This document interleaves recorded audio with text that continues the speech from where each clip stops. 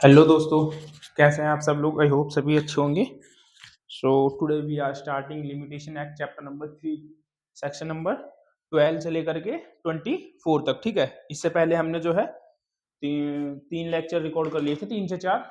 और माफ़ी चाहूँगा, एक दो दिन से जो है वीडियो प्रॉपर नहीं डाल पा रहा था, अदरवाइज ये कंप्लीट हो जाता। कुछ काम भी नहीं था, पर पता नहीं क्यों मन नहीं किया वीडियो डालने का, ऐसे ही तो नहीं हो पाया। ठीक है, अपना अपना बेरक निकाल ले, क्योंकि ज़्यादा टाइम है नहीं, ज़्यादा लेंथी वीडियो बनाएंगे नहीं हम इसको। और इसको जो है थोड़ा शॉर्ट ही रखेंगे। ये 12 से कहाँ तक है, सेक्शन नंबर 24 तक। ठीक है, चैप्टर नंबर 3 को हम कवर कर रहे हैं, जिसका नाम है परिसीमा काल की संगणना। इसको बोलते हैं computation of period of limitation.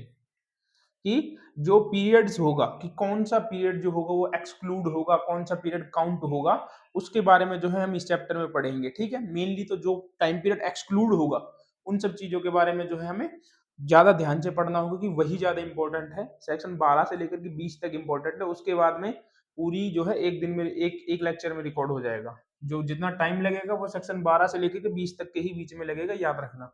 यही जो है इंपॉर्टेंट है। ठीक है, क्या नाम है चैप्टर का? computation of period of limitation.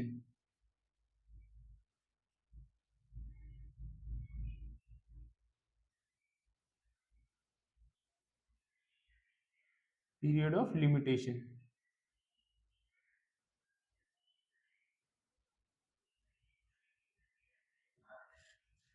तो ये जो है चैप्टर नंबर 3 है, जो कि 12 से लेकर के 24 तक। अब आते हैं हम सेक्शन नंबर 12 पर। सेक्शन नंबर 12 क्या कहता है? सेक्शन नंबर 12 बात करता है exclusion of time in legal proceedings. की जो लीगल प्रोसीडिंग्स में विधिक कार्रवाई में जो टाइम होता है उसके अपवर्जन की बात करता है, कि कौन सा टाइम जो है काउंट नहीं होगा लिमिटेशन पीरियड का, और कौन सा टाइम काउंट होगा। ठीक है, section number 12, exclusion of time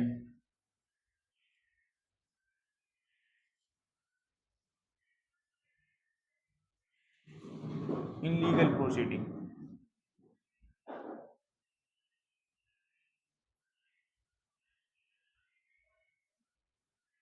ठीक है, ये बात करता है कि लीगल प्रोसीडिंग्स में कौन सा टाइम जो होगा वो एक्सक्लूड होगा। ठीक है, सॉरी, एक्सक्लूजन होगा, मतलब कि जो कौन सा टाइम एक्सक्लूडेड, मतलब कि जो कि काउंट नहीं होगा। इसका सब क्लोज 1 देखेंगे। In computing the period of limitation for any suit, appeal, application, the day from which such period to be revoked shall be excluded.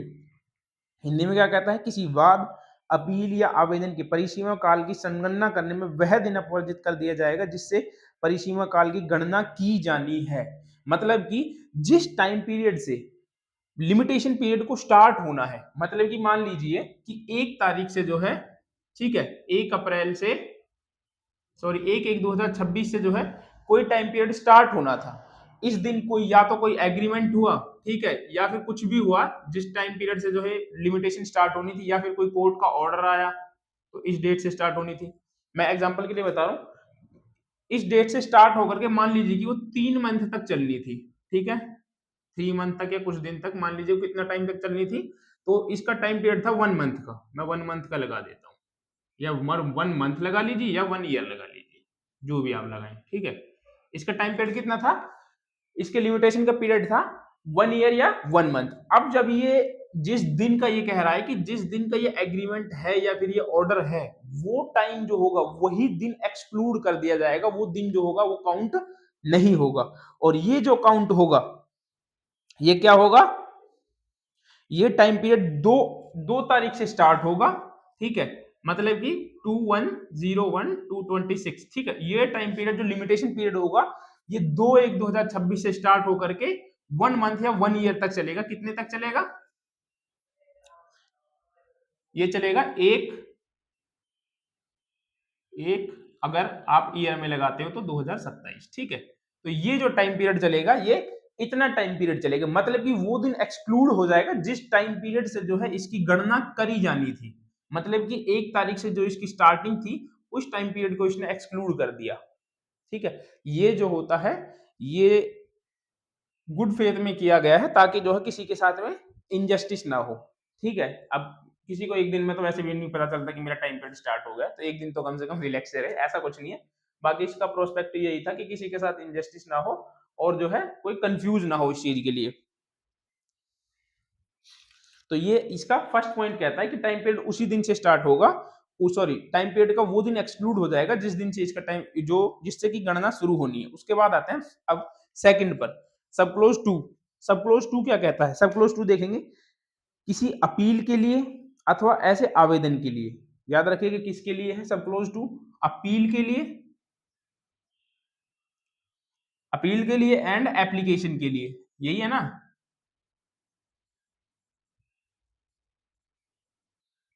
Appeal के लिए, आवेदन के लिए, जो अपील की इजाजत या पुनर्निरीक्षण या किसी निर्णय के पुनर्विलोकन के लिए हो। जो आवेदन जो है किसके लिए हो? जो कि आवेदन किसके लिए किया गया है? एसएलपी, मतलब कि लीव अपील डालने के लिए या पुनर्निरीक्षण डालने के लिए कोई एप्लीकेशन आपने लगाई है उसके बारे में, ठीक है। परिसीमा काल की गणना करने में वह दिन जिस दिन परिवादित निर्णय सुनाया गया था, उस डिक्री, दंडादेश या जिसकी अपील की गई है, जिसका पुनर्निरीक्षण व पुनर्विलोकन स्थित है, प्रतिलिपि अभिप्राप्त करने के लिए अपेक्षित समय अपवर्जित कर दिया जाएगा। ये बात करते हैं, इंग्लिश में पढ़ेंगे एक बार, ठीक है, दोनों में पढ़ लेते हैं, फिर मैं आपको एक बार में समझा दूंगा। In the computing of period of limitation for an appeal और application for leave to appeal for any revision or review of the judgment, the day on which the judgment complained of was pronounced on the time requested for obtaining a copy of decree, sentence or order appeal from suit to be revised or reviewed shall be excluded। तो मतलब कि appeal application के लिए, मतलब कि application जो लगाई है अपील करने के लिए, रिवीजन करने के लिए, उसको परमिशन देने में कोर्ट की तरफ से, कोर्ट के प्रोसीजर का जितना भी टाइम पीरियड लगेगा, ठीक है, परमिशन, यहाँ पे लीव वर्ड लिखा हुआ है, ठीक है, उसका मतलब परमिशन है, ठीक है, कि कोर्ट को अपनी तरफ से परमिशन देने पे जितना भी टाइम लगेगा वो एक्सक्लूड हो जाएगा, ठीक है, वो क्या हो जाएगा? वो एक्सक्लूड हो जाएगा। और कॉपी प्राप्त करने तक जितना टाइम कोर्ट की वजह से लगेगा, ठीक है, कॉपी प्राप्त करने पर जितना टाइम लगेगा, कॉपी ऑर्डर की या जजमेंट की जो भी है, सर्टिफाइड कॉपी लेने में जितना टाइम लगेगा वो भी क्या हो जाएगा? वो एक्सक्लूड हो जाएगा। आई होप समझ में आ गया होगा। मान लीजिए आपने जो है किसी का सॉरी किसी कोई अपील फाइल करने के लिए आपने कोर्ट से परमिशन मांगी, अब वो परमिशन आने में ही जो है 2 महीने लग गए, उसकी कॉपी तक आपको परमिशन मिलने में ही 2 महीने लग गए, ठीक है, तो अब वो 2 महीने जो होंगे ना वो एक्सक्लूड हो जाएंगे। सिर्फ यही बात करता है इसका सब क्लोज टू, ठीक है, आया समझ में? याद रखिएगा कोर्ट की वजह से या कोर्ट प्रोसीडिंग्स की वजह से जितना भी समय लगता है वो सब समय जो होगा वो एक्सक्लूड होता है, वो काउंट नहीं होता। मान लीजिए क्या होता है कभी कभी कि कोई जजमेंट आ जाती है, प्रोनाउंस हो जाती है, ठीक है, लेकिन उसकी कॉपी जो है वो आपको नहीं मिल पाती, ठीक है, आपको ऑर्डर सुना दिया कि जो है जो भी कर दिया, एक्यूटल कर दिया, पनिशमेंट दे दी, अब आपको अपील करनी है, तो उस मामले में क्या होता है, आपको तुरंत ही जो होगी क्या सर्टिफाइड कॉपी के लिए अप्लाई करना पड़ता है ताकि जो लिमिटेशन पीरियड है वो स्टॉप हो जाए, ठीक है। यदि आप अप्लाई नहीं करते हो तो उस कंडीशन में टाइम पीरियड स्टार्ट हो जाता है, और आपको पता है once a time period start, उसको जो है दोबारा नहीं रोका जा सकता according to the section 9 of limitation act, ठीक है। तो ये जरूरी है, याद रखेंगे कि कोर्ट से जब भी कभी ऑर्डर हो, सबसे पहले आपको जो है आपके अपने ऑर्डर को जो सर्टिफाइड कॉपी लेने के लिए आपको एप्लीकेशन लगा देनी है। इसका मेन रीजन यही होता है कि जो आपकी जो लिमिटेशन पीरियड होता है वो जो होता है वो कोर्ट का फिर चाहे चाहे वो आपने लगा दी एक बार, मान लीजिए कि आपने 1 तारीख को लगा दी, उसके बाद में चाहे वो 1 साल के बाद बन के आई, जितने भी समय के बाद वो आएगी, वो टाइम आपका एक्सक्लूड रहेगा, ठीक है। कोर्ट प्रोसीजर या जज साहब की वजह से जो भी टाइम लगता है वो काउंट नहीं होता। अब आते हैं हम इसके सब क्लोज 3 पर।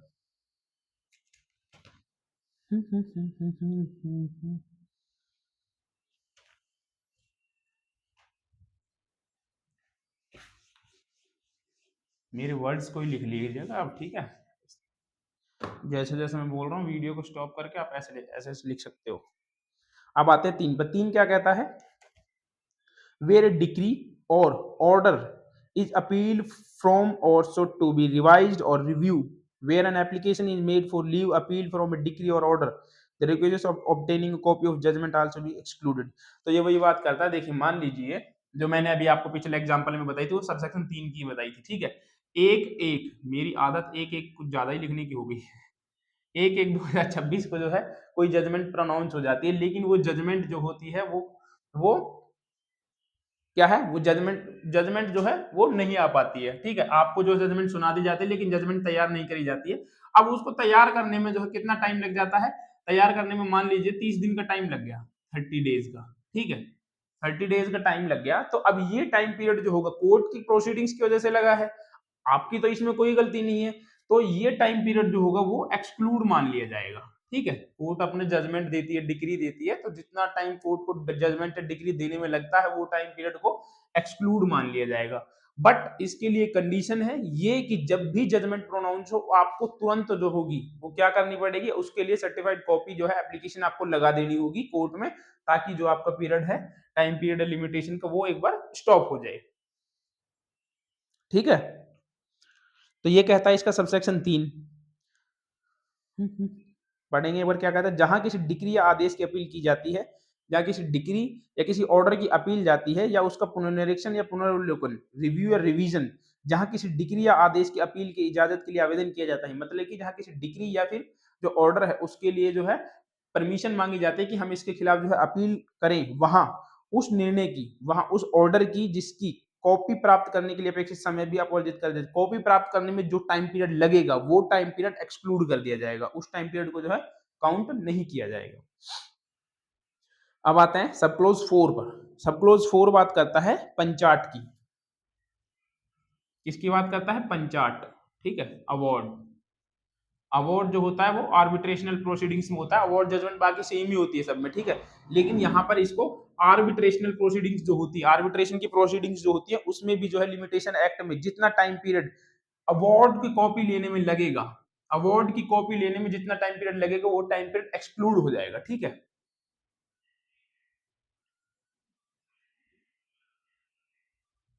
अवार्ड की कॉपी लेने में जितना टाइम पीरियड लगेगा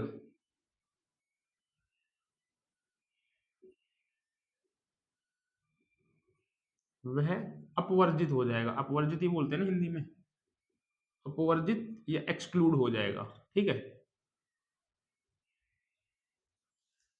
ये कहता है इसका सबसेक्शन 4, मतलब कि आर्बिट्रेशन प्रोसीडिंग्स में जो पंचायत इशू होते हैं। ठीक है, उसके बाद में इसका एक एक्सप्लेनेशन है, स्पष्टीकरण। स्पष्टीकरण में वही है जो हमने बताया था, जहां किसी डिग्री या आदेश की अपील प्राप्त करने के लिए अपेक्षित समय की इस धारा के अधीन संगणना करने में वह समय अपवर्जित नहीं किया जाएगा जो न्यायालय ने आदेश, डिग्री या कॉपी के लिए आवेदन किए जाने से पहले न्यायालय को तैयार करने में लगा था।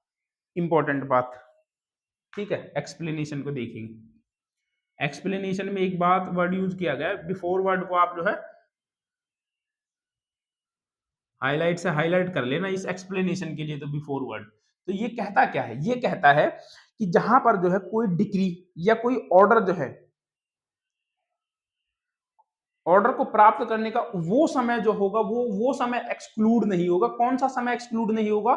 वो समय यदि आपने जो है ऑर्डर या जब डिक्री आई थी उसके बाद में आपने जो है कॉपी नहीं लगाई थी, सर्टिफाइड कॉपी के लिए आपने एप्लीकेशन नहीं लगाई थी, तो वो समय जो होगा एक्सक्लूड नहीं होगा आने से पहले। ठीक है, अब भले ही चाहे उसमें कोर्ट ने अपनी तरफ से भी डिले किया हो और जब तक चाहे वो आया भी ना हो, मान लीजिए कि कोई जजमेंट 1/1/2026 को ही आ गई, एक एक ही क्यों आता है, चलो एक साथ लगाओ, एक एक ही हमेशा लिख देते हैं, एक एक एक साथ को दो है, कोई जजमेंट आ गई। ठीक है, आपने जो है इसके कॉपी के लिए अप्लाई किया नहीं, भले ही यहाँ पर ये बनी भी ना हो, इसमें कोई इशू नहीं चाहिए यहाँ पे ना बनी हो, लेकिन आपने कॉपी के लिए अप्लाई नहीं किया। आपने कॉपी के लिए अप्लाई किया कितने तारीख को?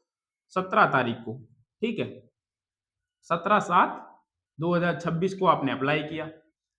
अब आपका जो पीरियड था, अब होना तो ये चाहिए था कि आपको अप्लाई तो कर देना चाहिए था जिस दिन ऑर्डर आया था, लेकिन आपने नहीं किया, आपने अप्लाई किया 17/7 को, मतलब कि 16 दिन बाद।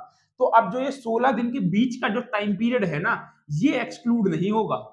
यही बात करता है ये एक्सप्लेनेशन कि ये टाइम पीरियड जो होगा, बीच का टाइम पीरियड, ये एक्सक्लूड नहीं होगा। क्यों? क्योंकि आपने जो है समय रहते क्या नहीं लगाया, आपने आवेदन नहीं किया था। लास्ट की लाइन देखेंगे इसमें, ये इसमें लिखा हो आदेश की कॉपी लेने के लिए आवेदन किए जाने से पहले डिक्री या आदेश को तैयार करने में लगाया हो।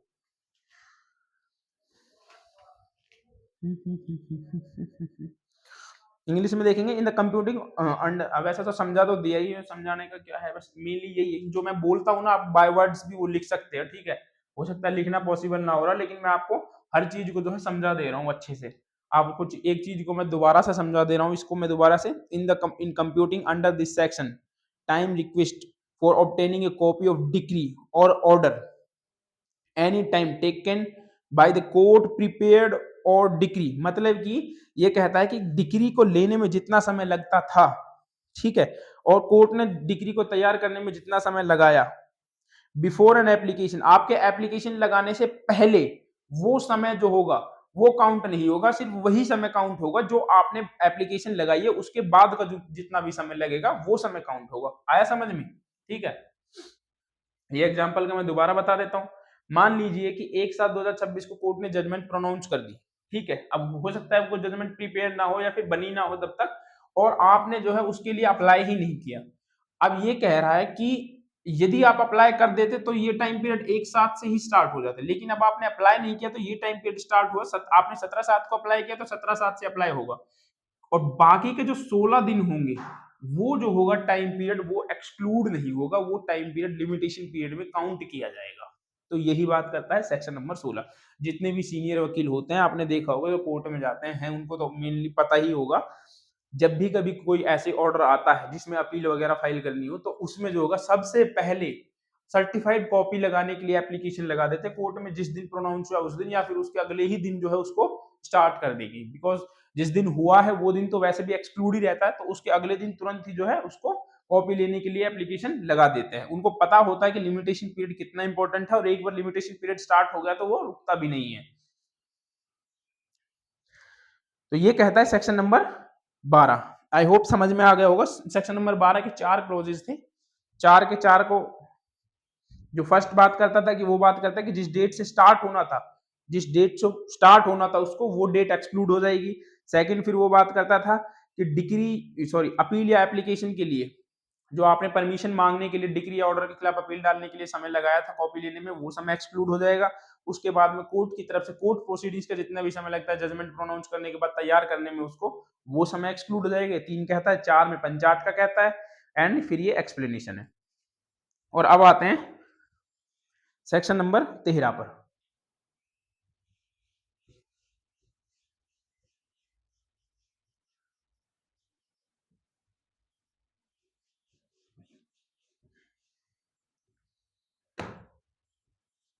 सेक्शन नंबर 13 क्या कहता है? उन दशाओं में समय का अपवर्जन जहां के अंगकीचन के रूप में वाद लाने या अपील करने की इजाजत के लिए आवेदन किया गया हो। ठीक है, मतलब कि अंगकीचन मतलब पॉपर पर्सन, गरीब व्यक्ति जो होते हैं ना, जो अंगकीचन के रूप में पॉपर पर्सन के लिए वाद लाते हैं कि मुझे जो सरकार की तरफ से कोई वकील दिया जाए कि मैं अपना सूट फाइल करना चाहता हूँ, उसके लिए वो होते हैं।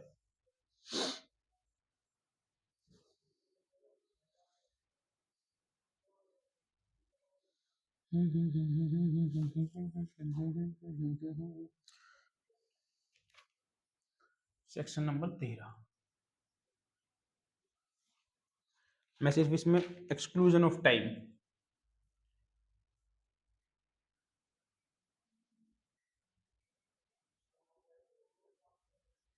exclusion of time in case where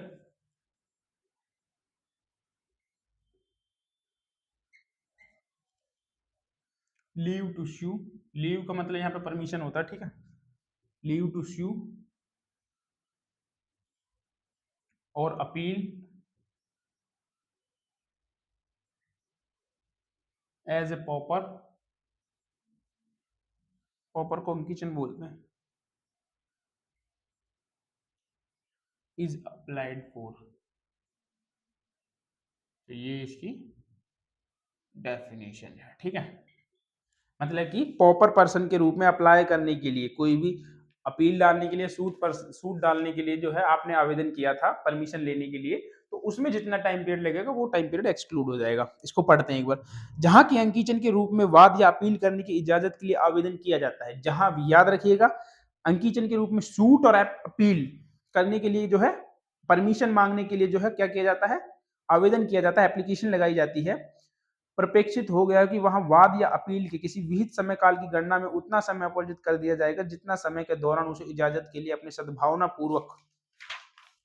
पूर्वक अभियोजित करता है, तथा ऐसे वाद या अपील के लिए विहित न्यायालय फीस दे दिए जाने पर न्यायालय उस वाद या अपील को वही बल और प्रभाव रखने वाली मानकर बरतेगा मानो न्यायालय फीस प्रारंभ में ही दे दी गई हो। तो ये कहता है, देखिए कि आप, ये कहता है कि कोई भी व्यक्ति जो होता है प्रॉपर पर्सन के लिए जो है, एक प्रॉपर व्यक्ति, प्रॉपर पर्सन जो है क्या करता है, कोई भी सूट या अपील फाइल करने के लिए एप्लीकेशन लगाता है कोर्ट में। ठीक है, ये क्या लगता है, सूट या अपील को फाइल करने के लिए कोर्ट में क्या लगाता है, एप्लीकेशन, कि मुझे जो है परमिशन दी जाए, किस लिए, परमिशन लेने के लिए, एज ए प्रॉपर। ठीक है, अब क्या करता है, ये मान लीजिए इसने जो है कोर्ट में एप्लीकेशन लगाई थी कि 8/8/2025, ठीक है, इसने कोर्ट में एप्लीकेशन लगाई 8/8/2025 को। अब इसका जो टाइम पीरियड था, इसका टाइम पीरियड भले ही यहाँ पर 30 डेज का हो, मान लीजिए इसका लिमिटेशन पीरियड जो था वो 30 डेज का था, ठीक है। अब कोर्ट ने ही इस परमिशन को देने के लिए कितना समय लगा दिया, कोर्ट ने इस परमिशन को देने के लिए मान लीजिए 6 महीने लगा दिए, तो मतलब कि दूसरे 2 मंथ तक, ठीक है। 8/2/2026, 8/2/2026 को जो है कोर्ट ने क्या दिया, या तो परमिशन दे दी, अगर परमिशन दे दी तो डेट ऑफ फाइलिंग जो है यही मान ली जाएगी, यदि परमिशन दे दी जाती है तो। याद रखिएगा, यदि परमिशन ग्रांट कर दी जाती है तो डेट ऑफ फाइलिंग सूट या अपील की वो डेट मानी जाएगी जिस डेट को एप्लीकेशन लगाई थी उस कोर्ट में। और दूसरा, यदि मान लीजिए किसी अनदर कोर्ट में आपको फाइल करनी है तो उसके लिए जो होगा वो डेट नहीं होगी, तो उसके लिए उस डेट से नेक्स्ट डेट, मतलब कि जिस डेट को ये है, यदि आपका एप्लीकेशन रिजेक्ट कर दी जाती है, रिजेक्ट हो जाती है आपकी एप्लीकेशन कि नहीं आप जो है उसको फाइल नहीं कर सकते एज ए प्रॉपर पर्सन, तो अब जो आपका टाइम पीरियड स्टार्ट होगा ना 30 डेज का, ये कहां से स्टार्ट होना चाहिए आपके हिसाब से, ये 8/8 से स्टार्ट होना चाहिए या फिर 8/2 से स्टार्ट होना चाहिए। तो देखिए ये टाइम पीरियड जो होगा ना स्टार्टिंग, ये टाइम पीरियड स्टार्ट होगा 8/2 के बाद का, क्योंकि 8/2 जब अभी हमने पढ़ा सेक्शन 12 का सब क्लॉज 1 कि वो दिन एक्सक्लूड हो जाएगा जिस दिन जजमेंट प्रोनाउंस हुई या कोई एग्रीमेंट हुआ, तो इसके जो 30 डेज होंगे तो ये 30 डेज इस टाइम पीरियड के बाद से स्टार्ट होंगे, मतलब कि ये टाइम पीरियड 9/2 से स्टार्ट होगा। ठीक है, 9/2 से इसका टाइम पीरियड स्टार्ट होगा और फिर ये जो है बाद में अपना सूट फाइल कर सकता है और एक प्रॉपर फीस वगैरह पे करेगा, तो ये समझा जाएगा कि इसने जो है तभी से सूट फाइल कर दिया था और इसका जो है ये टाइम पीरियड, जितना भी इसका टाइम पीरियड लगा था, ये एक्सक्लूड हो जाएगा। आया समझ में? समझ में आ गया होगा ना। प्रॉपर पर्सन के लिए आपने परमिशन लेने के लिए जो है एप्लीकेशन लगाई, परमिशन को देने में कोर्ट ने 6 महीने लगा दिए, कोर्ट ने परमिशन रिजेक्ट कर दी, तो रिजेक्ट करने के बाद जो भी डेट होगी, रिजेक्शन की डेट से एक दिन के बाद उस दिन से आपका टाइम पीरियड दोबारा से स्टार्ट हो जाएगा। तो ये कहता है ये। और यदि आपको परमिशन दे दी है तब भी जो है परमिशन दे दी है तो यही से स्टार्ट होगा, ठीक है। परमिशन यदि दे दी है तब भी टाइम पीरियड 9/2 से ही स्टार्ट होगा। मैं ऊपर गलत बोल गया था, 8/8 से यदि परमिशन दे दिए तो अपील के लिए, ये गलत होगा था, तो 9/2 से ही टाइम पीरियड स्टार्ट होगा, 8/8 से मतलब इसके बाद में, ठीक है।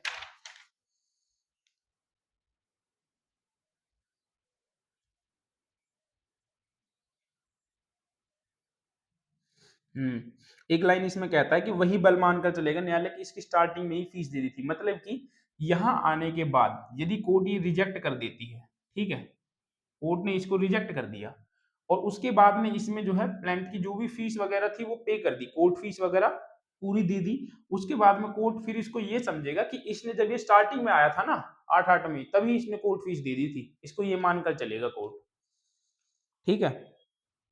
तो ये था सेक्शन नंबर 13। अब आते हैं इसके बाद सेक्शन नंबर 14 पर। पॉप पर्सन के बाद में 14 थोड़ा लेंदी भी है। अब 25 मिनट की वीडियो हो गई है ऑलरेडी, क्या किया जाए।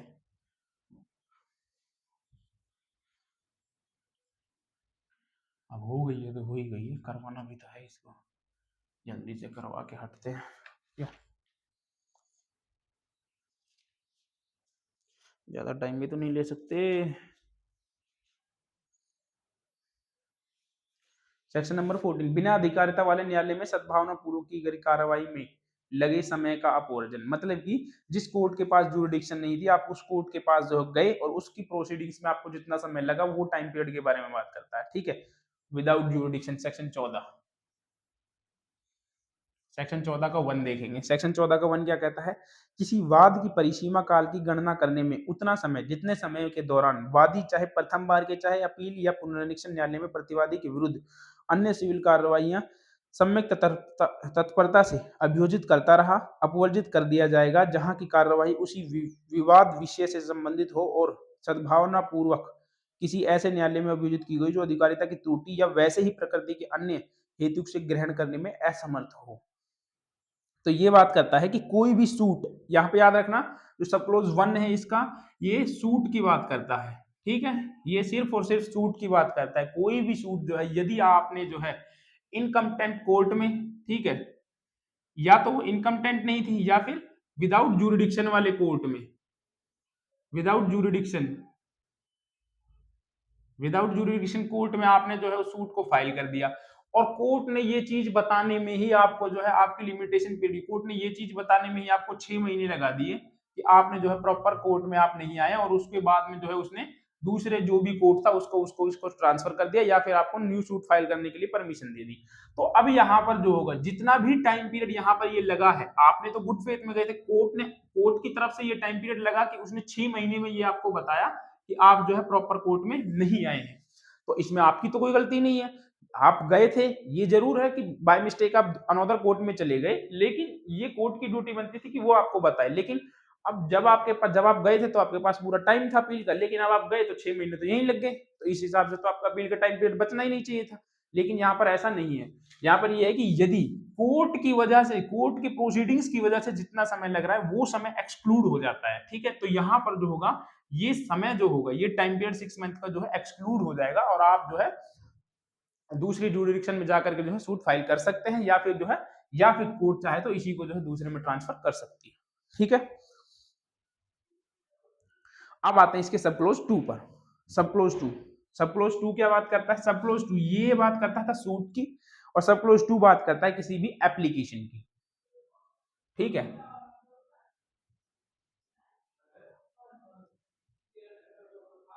ये बात करता है किसी भी एप्लीकेशन की, कोई फर्क नहीं है, सेम यही है, एप्लीकेशन और सूट का फर्क है, जैसा 1 था ऐसा ही 2 है, डिट्टो, ठीक है, इसमें समझाने की कोई जरूरत नहीं है, डिट्टो है बाकी। उसके बाद आते हैं सब सेक्शन 3 पर, जो ये समझाने का है, ठीक है, ये क्या है? ये है समझाने का।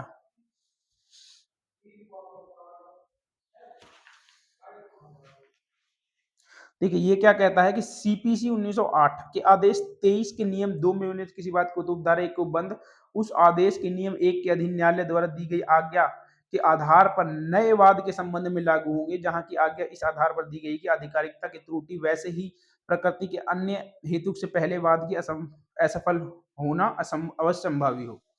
नहीं आया ना कुछ भी समझ में? मुझे भी नहीं आया, स्लो स्लो पढ़ते हैं। देखिए इसको भूल जाइए कि उपधारा 1 तक के उपबंधों के अधीन, ठीक है, इसको आप भूल जाइए, यहां से आपको नहीं पढ़ना, आप यहां से पढ़िए न्यायालय से, ठीक है, न्यायालय द्वारा दी गई आज्ञा के आधार पर, एक मिनट,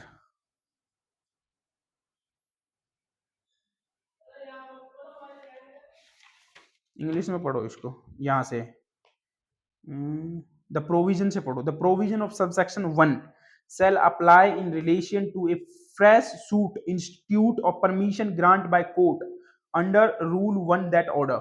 तो ये कहता है कि कोर्ट ने जो है सबसेक्शन 1 जो है वो वहां पर अप्लाई होगा जहां पर कोर्ट ने फ्रेश सूट फाइलिंग के लिए जो है क्या दे दी थी? परमिशन दे दी थी, तो वहां पर जो होगा सबसेक्शन 1 अप्लाई होगा। Where such permission is grant on the ground that the first suit must fail by reason of the defeat of jurisdiction of the court other course of like nature.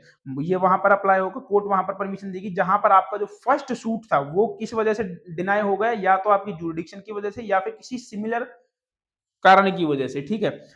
समझो दोबारा से, ठीक है, ये क्या कहता है? देखिए आपने कोई फ्रेश सूट या एप्लीकेशन आपने फाइल करी, सूट या एप्लीकेशन, ठीक है, आपने कोई भी सूट या एप्लीकेशन जो है कोर्ट में लगाई और आपने उसको ऑर्डर 23 रूल 2 आपने उसको क्या किया? विड्रॉ किया, ठीक है,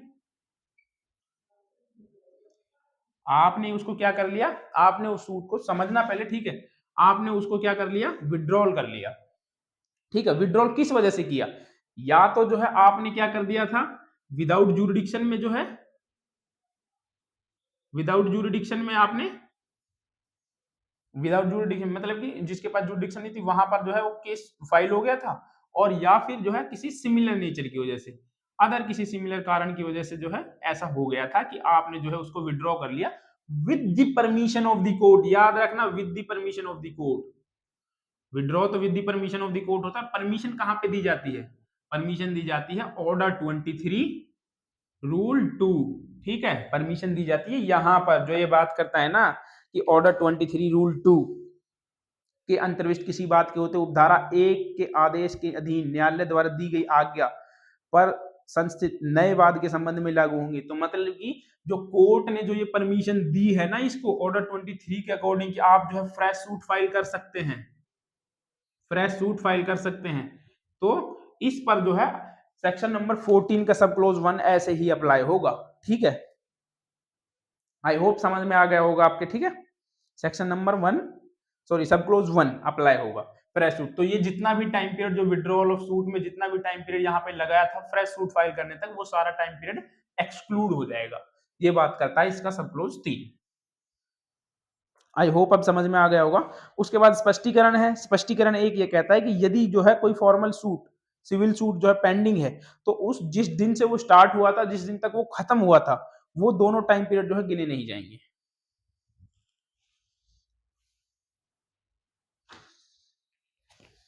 उसके बाद में थर्ड सी का तो बी तो छोड़ दो, बी तो ऐसे ही है।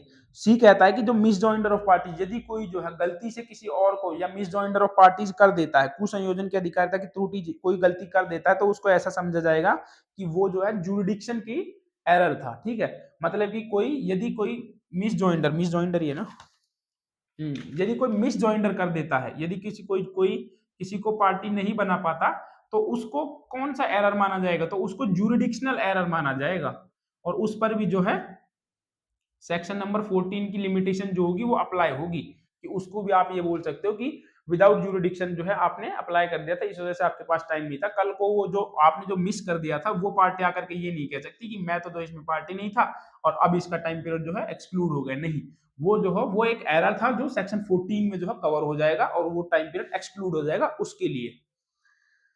तो ये बात करता है सेक्शन नंबर 14। ये आज के लिए जो है इतना ही बहुत है, इसके आगे कल करते हैं दोस्तों। थैंक यू, बाय बाय, मिलते हैं नेक्स्ट वीडियो में। Love you.